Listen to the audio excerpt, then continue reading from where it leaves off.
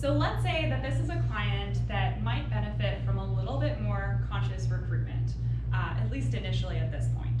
And let's say that we have worked up to more dynamic exercises, and that's part of your goal, but you're still kind of struggling to connect with what's happening, and you might have the tendency to overthink it a little bit. And sometimes when we stick with those internal cues, we kind of set people up to overthink things.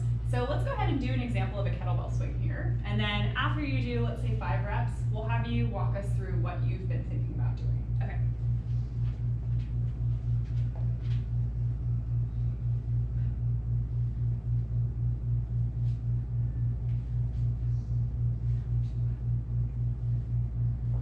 Okay, great. So what is your strategy when you're there?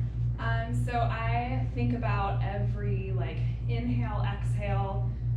So I'm exhaling when I'm swinging out, Okay. and then I'm trying to maximally squeeze my pelvic floor up with each exhalation, and then remember to inhale when I swing through the other way. Okay, so it sounds like you've got a lot of different steps going. Yeah. And the kettlebell swing cadence, at least that you're demonstrating, is about this quick.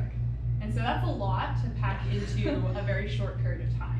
So I'm wondering if we could maybe halve that for you and take it down a notch. Let's go ahead and have you set up again.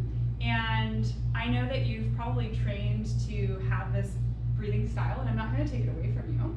But what I want you to think about is the action of the kettlebell. So I just want you to visualize and feel in your body how the kettlebell is lifting into the air at your float, and then go ahead and come back down with that. And if you could kind of get a sense for what's happening in your body as the kettlebell is doing that, let's see what that feels like. Okay?